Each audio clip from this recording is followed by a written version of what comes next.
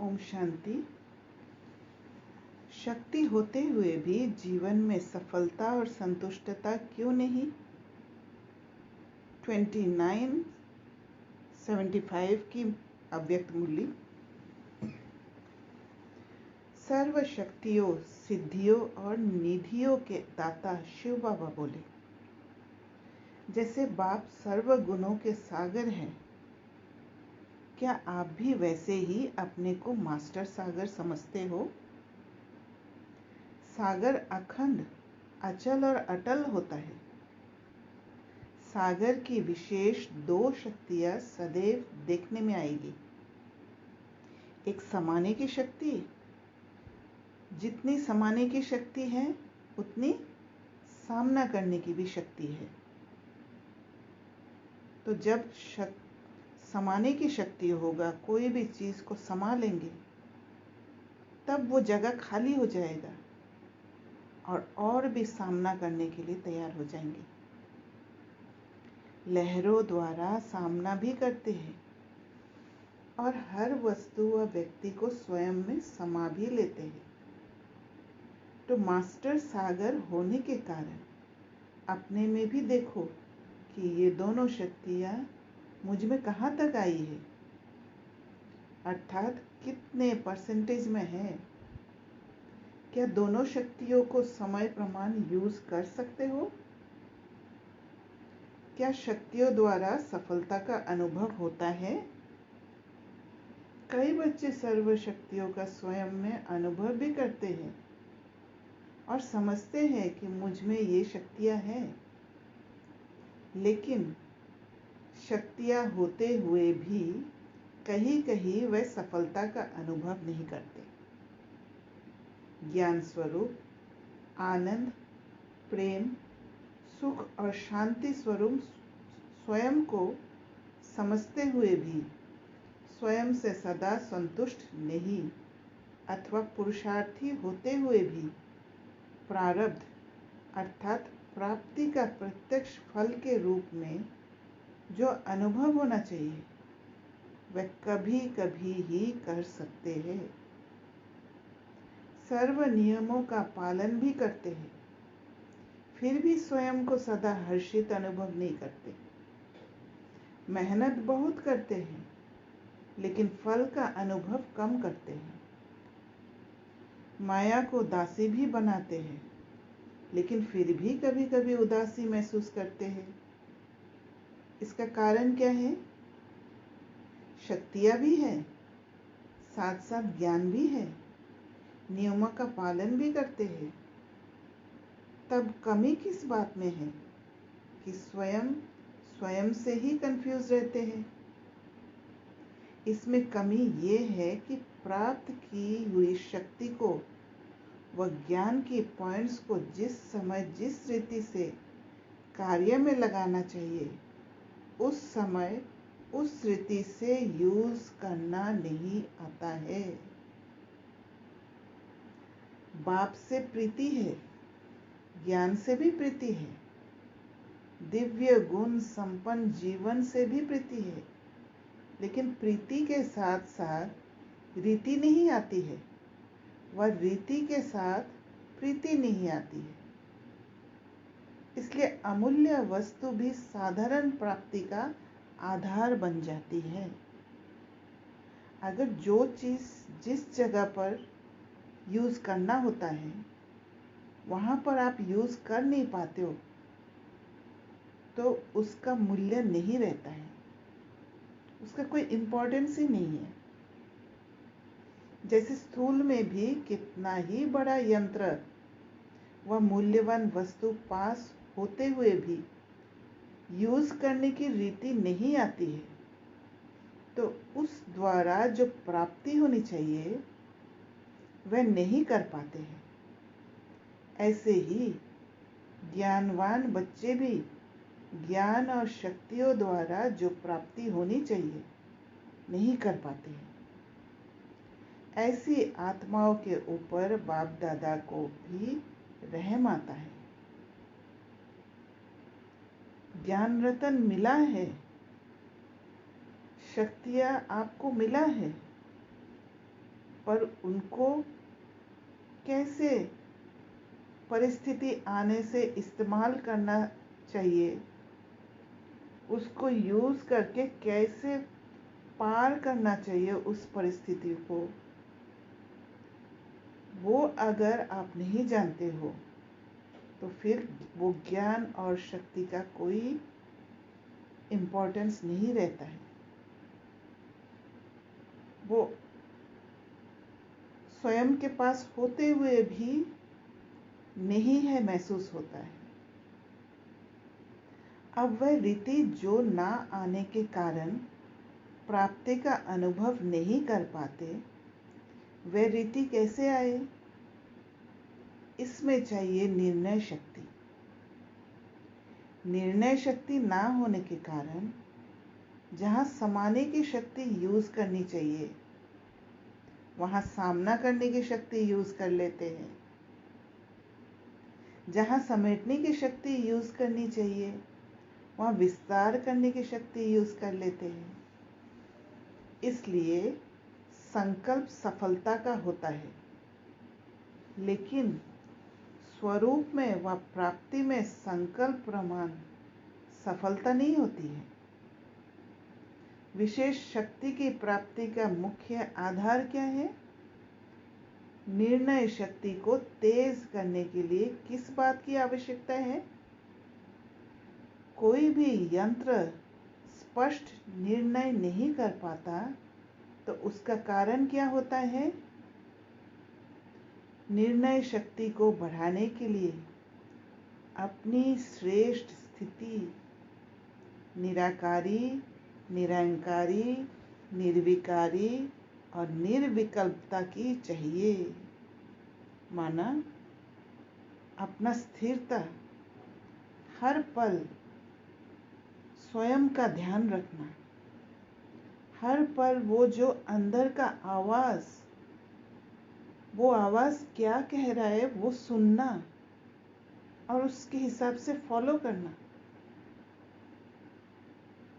जब अपनी स्थिति को हर पल स्थिर रखेंगे तब निर्णय शक्ति बढ़ जाएगा, क्योंकि बुद्धि एकदम क्लीन रहेगा।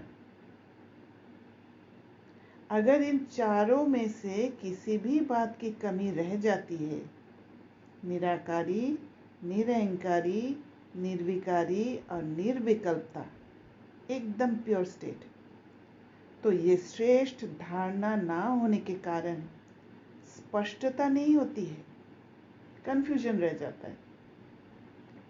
श्रेष्ठ ही स्पष्ट होते हैं। यही उलझन बुद्धि को स्वच्छ नहीं बनने देती। स्वच्छता ही श्रेष्ठता है। इसलिए अपनी निर्णय शक्ति को बढ़ाओ, स्वयं के साथ जुड़े रहो। जब स्वयं के साथ जुड़े रहेंगे तो स्वयं को बचाने के लिए जो निर्णय लेंगे वो निर्णय एक्यूरेट होगा। और स्वयं को बचाया माना दूसरों को भी बचाया। वो सिचुएशन का जो हल है वो निकल आएगा। तब ही बाप के समान सर्वगुणों में मास्टर सागर अनुभव कर सकेंगे। जैसे सागर अनेक वस्तुओं से संपन्न होता है, वैसे स्वयं को भी सर्व शक्तियों से संपन्न स्वरूप का अनुभव करो, क्योंकि संपन्नता का वरदान संगम युग पर ही मिलता है और संगम युग में ही इसका अनुभव करना है। संपन्न स्वरूप का अनुभव सिवाय संगम युग के और कहीं भी नहीं कर सकेंगे। आपके ही दैवी जीवन के सर्वगुण संपन्न होने का गायन है। 16 कलाओं का भी गायन है, लेकिन संपन्न का स्वरूप क्या होता है? गुण और कला की नॉलेज इस ईश्वरीय जीवन में ही है। तो जो जीवन जीने का कला है वो यहीं पर बाबा हमें ट्रेनिंग दे रहे हैं। इसलिए संपन्न बनने का आनंद इस ईश्वरीय जीवन में ही प्राप्त कर सकते हो। रीति सीखने के लिए बाप द्वारा जो भी प्राप्त होता जा रहा है, चाहे ज्ञान, चाहे शक्तियाँ, इन्हों को समय प्रमाण कार्य में लगाते जाओ। बुद्धि को क्लीन रख के, स्वयं के साथ जुड़ के, अपने अंदर के आवाज को एक्टिवेट रख के, जब जहाँ जिस ज्ञान के पॉइंट को यूज करना है, जिस शक्ति को यूज करना है, उसके हिसाब से जब लगाते जाएंगे, तब वो शक्तियाँ बढ़ते जाएंगे, वो ज्ञान बढ़ते जाएंगे और एक निश्चय आएगा।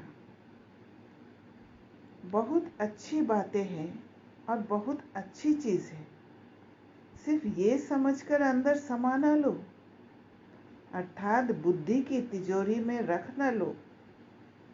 सिर्फ बैंक बैलेंस ना बनाते जाओ या कई बुजुर्गों के मुआफिक गठरिया बांधकर अंदर रख ना दो।